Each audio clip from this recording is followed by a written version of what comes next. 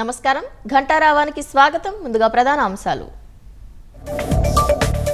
ఆశా కార్యకర్తల గరిష్ట వయో పరిమితి 62 ఏళ్లకు పెంపు గ్రాట్యుటీ ప్రయోజనం అందరికీ అందేలా సర్కారు ఉత్తర్వులు నేరం చేసిన వారికి 100 రోజుల్లోగా శిక్ష పడాలన్న హోంమంత్రి గంజాయి నిర్మూలనను సవాల్గా తీసుకోవాలని పోలీసులకు పిలుపు పోలవరం ప్రాజెక్టు కార్మికులపై తేనెటీగల దాడి ఆసుపత్రికి బాధితుల తరలింపు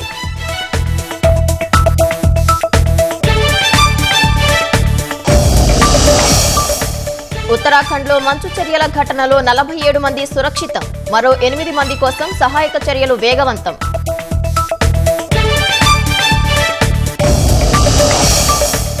పుతిన్ వైపే ట్రంప్ మాట్లాడుతున్నారని డెమోక్రాట్ల ఆక్షేపణ జెలెన్స్కీతో వాగ్వాదంపై విమర్శలు